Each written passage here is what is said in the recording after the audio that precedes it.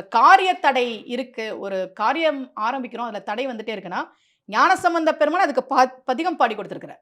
"மறை உடையாய், தோள் உடையாய், வார்சடை மேல் வளரும் பிறை உடையாய், பிஞகனே என்றுனை பேசினல்லால் குறை உடையார் குற்றம் ஓராய் கொள்கையினால் உயர்ந்த நிறை உடையார் இடர்களையாய் நெடுங்கலம் மேயவனே." இத சொன்னீன்னா காரிய தடை நீங்கும் அப்படின்ற இந்த மாரி பதிகங்களே நான் வந்து பரிகாரமா சொல்லி, சொல்லி பல பேருக்கு வந்து அது நல்லது நடந்தது சார். அப்ப அந்த ராகு தசையில எனக்கு கொஞ்சம் புகழ் கிடைக்க ஆரம்பிக்குது.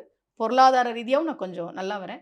ஜனவரி 26ஆம் தேதி இந்த வருஷம் ராகு தசையில எனக்கு குரு புத்தி தொடங்குச்சு சார். ம். எல்லா ஜோதிடர்களும் சொன்னது. நான் பார்த்த எல்லா ஜோதிடர்களும் ராகு தசையில சுய புத்தி முடிஞ்சோன உங்க வாழ்க்கையில ஒரு மிகப்பெரிய முன்னேற்றம் வரும் அப்படின்னு ஆடி போய் ஆவணி வந்தா டாப்பா வருவீங்கன்ற மாதிரி சொன்னாங்களா. கரெக்ட்டா ஜனவரி 26 குரு ம். தசை தொடங்குச்சு சார். 10 நாள்ல எனக்கு விஜய் டிவில இருந்து முருகன் பாடல்கள் சுற்றுக்கு அழைப்பு வந்து ம். என்னோட வீடியோஸ் எல்லாமே ட்ரெண்டிங்ல இருந்தது. ஆமா. அப்போ இது திடீர்னு கிடைச்ச வெற்றியெல்லாம் கிடையாது சார். நான் ம். பல வருடங்களா இந்த வெற்றிக்காக காத்திருந்தேன். ம். எனக்குன்னு ஒரு நேரம் வரும் அப்படின்னு காத்திருந்து கிடைச்ச வெற்றி தான் சார் இது. இன்னொன்னு நல்ல நேரம் வந்துரும், நான் நல்லா வந்துருவேன்னு நான் சும்மா இல்ல. அதுக்கு நான் தயார்படுத்திக்கிட்டு இருந்தேன் என்ன. ம். ஏன்னா நான் தகுதியோட வச்சிருந்ததுனால ஒரு நல்ல நேரம் வரும்போது புகழ் கிடைச்சது. ஜோதிடம் வந்து நெறைய பேருக்கு நான் பார்த்து பலன்கள், பரிகாரங்கள்லாம் சொல்லிட்டு இருக்கிறேங்க சார். அந்த நிகழ்ச்சிக்கு உங்கள ஏன் அழைச்சேன் அப்படின்னு அவங்க சொல்லியிருக்காங்களா உங்ககிட்ட? 2011ல சார் விஜய் டிவில பக்தி திருவிழான்னு ஒரு நிகழ்ச்சி வந்தது.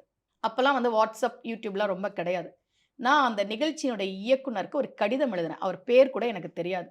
நிகழ்ச்சி இயக்குனர் பக்தி திருவிழா விஜய் டிவின்னு போட்டு, நான் ஆன்மீகம்லாம் பேசுவேன். எனக்கு ஒரு வாய்ப்பு கொடுங்கன்னு ஒரு கடிதம் எழுதுறேன் சார். அந்த நிகழ்ச்சியினுடைய இயக்குனர் எனக்கு ஃபோன் பண்றார். ஃபோன் பண்ணி உங்க கடிதம் கிடைச்சது. இப்ப வந்து YouTube லிங்க் அனுப்பிறலாம் சார் பார்த்துக்கங்க. ஆமா. அப்ப YouTubeலாம் கிடையாதுல்ல. ஒரு சிடில எனக்கு பதிவு திருமந்திரம் பேசி அனுப்புங்கன்றார். சரி நான் திருமந்திரம் பேசி அனுப்பிட்டேன் சார். சரி இத்தனாம் தேதி ஷூட்டிங் நீங்க வந்துருங்க அப்படிங்கிறாரு. சென்னை எக்மோர் ரயில்வே ஸ்டேஷன்ல வந்து நான் இறங்குறேன். திருச்சியிலேருந்து வந்து இறங்குறேன். என்னுடைய ஃபோன எடுத்து பார்த்தா ஒரு எஸ்எம்எஸ் வந்திருந்தது.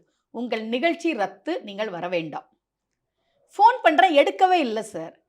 நம்ம வந்து ஒரு வாய்ப்புக்காக எவ்வளோ சந்தோஷமா கிளம்பி போயிருப்போம். புதுசா ஒரு புடவ எடுத்துட்டு நான் விஜய் டிவில பேச போறேன்னு எவ்வளோ சந்தோஷமா போயிருப்போம். எக்மோர் ரயில்வே ஸ்டேஷன்லயே உட்காந்து ரொம்ப நேரம் அழுதுட்டு இருந்தேன் சார். என்னுடைய கணவர் "சரி நீ அடுத்த ட்ரெயின புடிச்சு வா பார்த்துக்கலாம்னா" அவர் ஃபோன எடுக்கல. என்ன காரணம் எதுவுமே சொல்லல சார்.